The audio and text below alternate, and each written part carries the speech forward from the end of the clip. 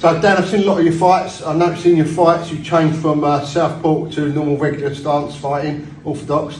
Is that something you train for, or are you just naturally one of them people that can fight off both sides? The truth is, I trained for everything. Nothing was natural. I wasn't born being able to just do anything, to be honest with you. But I did train that. I went to Thailand actually, and I had a trainer, Mr. Pop. At one point, he was an old boy, and he wasn't strong in the pads. He was old, but he was a really good tactician and everything. And he just made me fight southpaw, hit pad southpaw, all the time. And then when I went back into orthodox, he said, Gibi, how long you do this? I said, I think I'm in Thailand and I've been fighting for 5 years. Harbi, you've been training, okay, but you learn this, I want to see you good on the other side.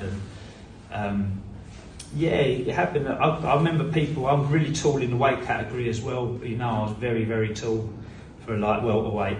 Everyone was shorter than me, had nice muscly bodies compared to me. I was a big, tall, skinny fighter, and everyone wanted to just volley my legs off and hit my body. And I'm just used to taking low kicks. I never got stopped with low kicks ever. Never. No one ever stopped me with low kicks. But I did get hurt in that leg, and I was switching stance. And I don't know. Sometimes it was just because I was hurt. But I did like switching, just trying to find an opening with something. Yeah, I noticed a lot, you swap a lot in your fights where I know some people can just do that naturally, and some people are just fixed to one stance, aren't they? Yeah, I don't know, it's natural. You watch Jonathan Haggerty on One Championships, he does the work with Christian Knowles as well, and I know that's how, I know Knowlesy really well. I know how they trained with yourself, didn't you? Myself a lot. Just one last question on that. So, obviously, it must take a lot of work to practice and work that out, but how confusing is that for your opponent if you're coming out left stance and then suddenly you switch for a right halfway through a fight? Yeah, I started doing it because people done it to me as well, and I'm trying to pin them down, and they're switching stance all the time. I'm striking their leg, I'm trying to pick their head out, and all of a sudden the hook's on the other side, and I'm trying to create angles, and they're just switching stance on me, and I suppose you learn that, you think I'm going to do that to other people, I learned a lot of what people done to me.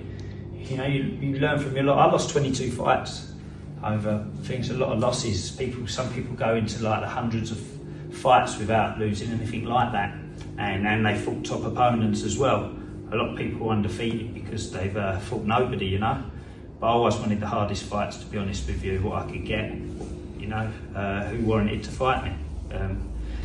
But yeah, obviously coming through, trying to find people that were that good, you try and copy their styles when they beat you. You learn from the losses, and then you try to not let that happen again.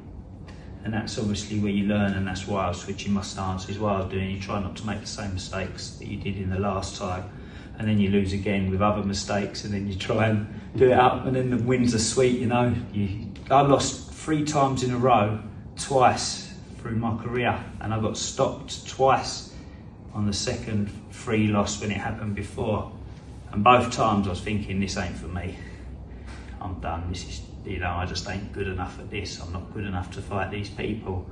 You think you give it one more time with a different mindset, with different tactics, changing up, taking things seriously, your fitness and that, and really going in, and then you get your arm raised or you stop someone, and it's an amazing feeling, it's an amazing feeling. You think, I'm not good enough for this, and I wasn't in some fights. I was ill prepared for some of them, I just weren't good enough in some of them. And then you get your arm raised, or you just stop the opponent, or you just knock someone out, and you think yes, and then both times I went on good winning streaks after.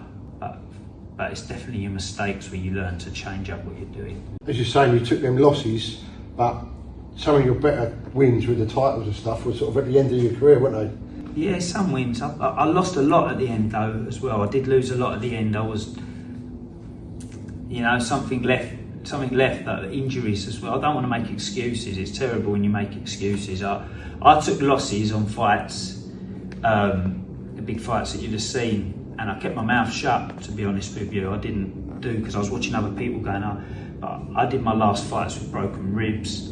I did them injured. I went into some fights with a temperature of 40 where I used to cut so much weight. I don't know, my immunity just went down. And I went in there ill, really ill.